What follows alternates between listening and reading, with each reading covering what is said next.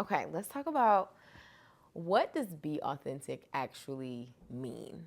I know we hear it all the time, like everyone telling everyone that in order to grow as a content creator, in order to attract the audience you're looking for, honestly, in order to have some level of success, especially in this world of content, you have to be authentic.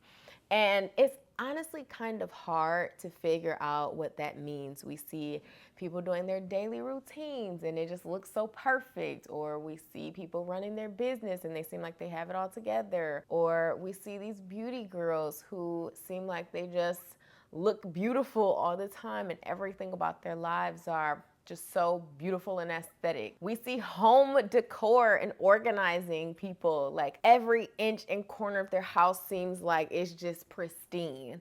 And honestly, we're at a point where everyone just kind of seems like they have it together. And so when it comes to understanding like what be authentic means, it's very hard to know what that means in the form of like creating content, because obviously like in our day-to-day lives, for the most part, most of us are living an authentic life. We're doing and saying the things that feel natural to us, and I think that that's honestly what being authentic is doing and saying and being your truest self.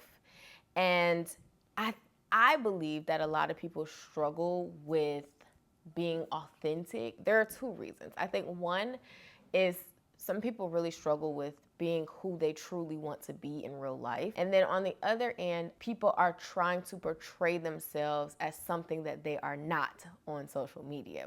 And so there can be a mixture of both for quite a lot of people, and it causes you to feel stuck in understanding what showing your authentic self even looks like. For one, it starts with knowing who you are and knowing your personality, knowing your thought process, knowing why you think certain things or why you believe certain things, or just tracking how you think. So, me and my husband were sitting on the couch talking, and we were talking about how we say like some stuff is expensive. And I was like, you know, babe, I really think we should stop using the word expensive. A lot of times, the things that we think are expensive are because our parents have passed that on to us to believe that it's too expensive for us to buy, or it's not a good decision because of the price associated with it. But we never think about like, you know, if we pay $100 extra for a flight, for example. Like, it all started because I was looking for flight tickets to go to a wedding that we're supposed to go to in the spring. I was looking at different options and I was like, okay, on Southwest it's $170. On Delta it's $400. On this airline it's this amount of dollars. And on Southwest I had like, we would have had like a long layover in Atlanta. We hate the Atlanta airport. No shade, but shade. I hate that airport. And the layover was like 4 hours. We would have gotten to the wedding events, like it's a whole weekend of events. We would have gotten to the first event late because of the time. However, it was the least expensive. And then we usually fly, like we have a particular airline that we usually fly. We always fly Delta because we have all of our points with them and whatever. But the tickets for the Delta flight to get there, it was a straight flight, but it was the most expensive flight out of all of the airlines. And I was like, I told my husband, I'm like, babe, should we just pay for the flight? He was like, Erin, yes, like just buy the flight. Like, we hate layovers. You know that. We hate, like, it was all these things. And I'm like, okay.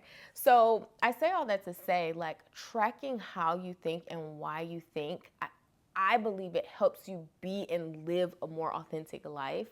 And then that helps you create content. Not like, this sounds such a huge skip, like, okay, live an authentic life so you can create the content that seems authentic. That is not what I'm trying to communicate. But I'm saying the more authentically you can live and understand why you are the way you are, I believe it translates into other areas of your life, into your relationships, into your marriage. You can be a lot more open with people that deserve that level of like intimacy and openness from you.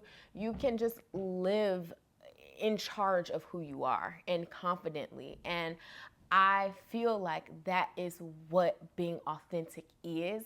And from a content perspective, knowing where you fit in and how to carve out your own lane by just being yourself. And right now with content, we are really seeing, obviously we've seen so many trends. We've seen so many of the same style of content, like get ready with me, day in the life, morning routine, like all of these things. And it makes you feel like you have to do and create in a certain way. And also it makes you feel like you have to have your life in this structure, but then you hear people saying, well, you need to be authentic, right? So it's like, well, how do I fit into what seems to be working for people, but also that's not what it looks like for me? So how do I translate that into creating content? And I think that the only thing you can do is to look at your life and to be okay with what your life looks like and to document that in the most pure and authentic way. I think some creators that have authenticity down pat are Keith Lee. He's a TikToker and he is just like killing the game. I feel like he is single-handedly holding TikTok up because he is just like, he has no aesthetic background. He just sits in his child's Paw Patrol chair. It's like a kid chair. And he just talks out of his heart, and he just is so authentic. I don't even know. He's just such a genuine guy. Same with Tabitha Brown. Same with Jayla Brene is one of my friends, and she is such an authentic an authentic creator. She just shares all of these different moments. And I feel like as a creator, one way to see if you're really being authentic is to either have the camera rolling for a while before you start recording, and then have the camera rolling for a while after you are done recording, and see what the dynamic of how you act is on and off camera. And a lot of times when people meet me, they be like, dang girl, you really act the same as you act on camera, off camera. And that's because like I genuinely am myself on YouTube, on Instagram, and I know like there's this whole conversation around social media that social media is fake.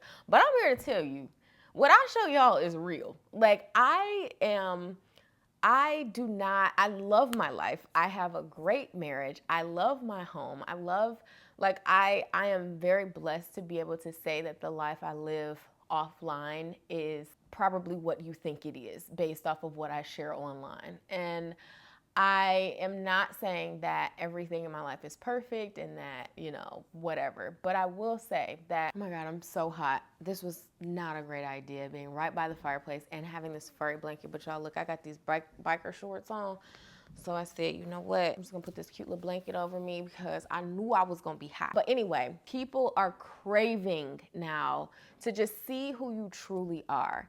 Nobody can teach you how to be authentic. Literally nobody. One thing that I would recommend you do is have a camera just kind of rolling around your home and see if you can pick up moments and kind of rewatch yourself and how you interact in certain situations, or how you treat yourself, or how you talk on the phone, or how you interact with your family. And I feel like you will find such genuine moments in just letting the camera roll, where you're not thinking about how you're saying it, what you're saying, why you're saying it, if you're saying it right. When you turn the camera on, the reason why so many people struggle with being authentic is because you feel like you have to be something that is not all the way true to who you are. And deeply rooted, you're comparing yourself to other people who are doing the same thing that you're doing. And so you think you have to present this message a certain way. You think you have to have all of your ducks in a row. You think in order to show your house, it has to be perfectly clean and perfectly aesthetic because that's what looks successful now. But that is not true. You have to start with where you are. And I think part of being authentic is being okay with that. Like being okay with where you are enough to still be able to confidently create content in that space physically and in that mental space. So I just feel like being authentic is showing up as your truest self. And even if that's not the prettiest, most palatable version of yourself, you will see that people respect you and they gravitate to you when they feel the realness of you. And it's something that you're probably gonna have to practice. If you record videos often, and you find yourself feeling like you're filtering yourself all the time, or you are showing up looking like you have to put on all of this makeup, or you have to do all of these things before you show up. And if that's what you love to do, then that's fine. But if that doesn't feel like who you are, then just show up as your most regular, normal self. And it's always so funny because that is when the content pops. Like, that is always the content that you're like, really? This piece of content? I didn't even put any effort into that. I don't know how the algorithms know what feels the most real, but I feel like they be knowing. And you just have to put it out there. And that's why I tell people, if you are trying to make perfect content, then you are not trying to win, honestly, because the perfect stuff is the stuff that people are now getting tired of seeing. They want to feel something with the content that they're consuming now. And if you can provide a feeling, then you are on the right track. So being authentic, everyone just spews it out like it's so simple, because it really should be, but it's not. And it's something that probably is going to take practice, and just asking yourself, do I live authentically off camera? And practicing what that looks like off camera first, and being rooted in who you actually are first. And then introducing the camera and understanding what story you want to share. I just want to leave with this. I think a lot of people also struggle with whether or not they're being authentic because you feel like you don't have a story, and you feel like there is nothing worth sharing in your life. But that's not true. And I have felt like that before, because I was like, I don't really have like this, I don't know, almost like a rags to riches story that I think a lot of people who thrive in, content or motivational speaking have. A lot of them are like, I came from this and now I'm here. But if you don't have that, sometimes it can be easy to think that you don't really have a story to share. Like, I grew up in a 2-parent home. My parents love each other. They've been married for over 30 years. Like, we always were provided well for. We went to great schools. Like, I went to a great college, had a great experience there. Like, I've never really experienced anything that I would consider to be like deeply traumatizing to me that I've had to overcome. I don't know. It can make people feel like what you have and what you have to share isn't worthy. So I don't want you to feel like that either. If you're somebody who feels like, well, I don't really have anything worth sharing, I'm not special. You are. You just have to figure out what makes you special. So have some self-awareness, like talk to people around you and get insight on who they think you are, who they see you as, because a lot of times that is our blind self. Like, we don't see ourselves how other people see us.